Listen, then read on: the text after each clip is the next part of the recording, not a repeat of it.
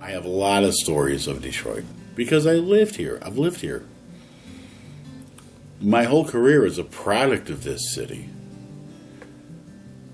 I am one of those guys who didn't have to go to college and yet was able to still find himself in a really good position after several years of work and provide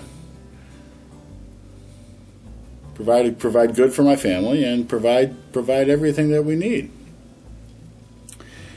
And that's just the one aspect of the working class that seems to be disappearing and disappearing faster than it should. It's hard to say what happens in Detroit. Where does the money go? Where do the people go? Where are we going to go? How are we going to wind up here? You know, I find myself being in the economic thick of Detroit because of what I do, and I find myself very frustrated with what the expectations are, especially in the automotive companies. The drive down on costs are so great that the concern of the welfare of the individual is pretty much gone. It's gone. I mean, anytime you start talking social issues, you get into Republicans are for business and unions are against business, and Democrats are bad because they talk about social issues, and Republicans are good because all they're concerned about is money issues. And I just don't think that's true. I think the bipartisanship of politics has left its way. Kind of like a pile of crap behind an elephant or a horse. I mean, that's where the Republican and Democrat ideals have gone. You know, they're just being pooped out the ass end of this thing we call freedom of economy or economic freedom. I spent most of the 80s in California and then moved back to Detroit in 1988. I met a gal from Ferndale, Nancy, and we got married just after Christmas in 1989. I invited a friend of mine from California in for the wedding. Mark wound up staying with us for about a week in the cold Michigan winter. One of our day trips brought us to an artist's market in Southfield. Mark picked up a small pen and ink drawing of a building facade in Detroit called Hotel Ansonia. The gent we bought it from said it was a small boarding house type hotel in downtown Detroit, but he didn't know exactly where it was.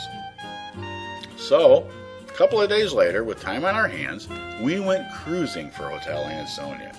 After about 3 hours of driving in and around downtown, bingo, we found it. It was small, quite abandoned, and much better as a pen and ink drawing than what we were seeing in real life. Still, it was nice to know it was there.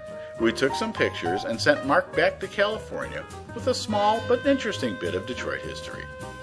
But you know what? It got me to thinking. Small boarding houses and those types of hotels were very popular in Detroit in its heyday because there were so many people in Detroit and the jobs to support them. Detroit was a moneymaker of a town in the 40s and the 50s and 60s, with a bustling downtown, streetcars, and theaters. All the auto companies were booming in these years. People came to Detroit to get hired and make a lot of money. These people needed a place to stay, and the social fabric was woven quite differently than that of today. Then, when the 70s and 80s came in, the move out to the suburbs happened.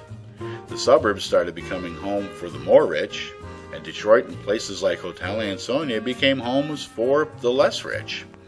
And that's how it went. There were certainly other social issues as well.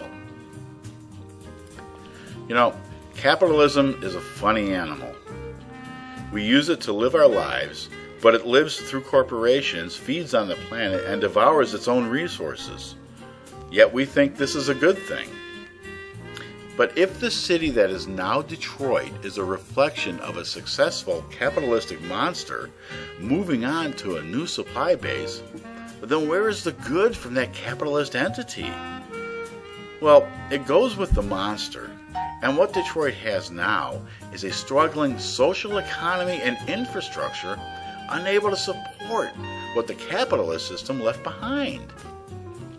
what will happen to the rest of the world after capitalism has moved on from, say, China or India?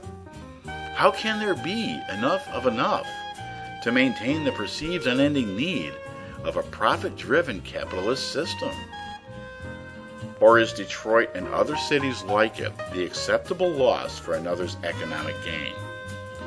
Capitalism does not care for social concerns, environments, or even governments.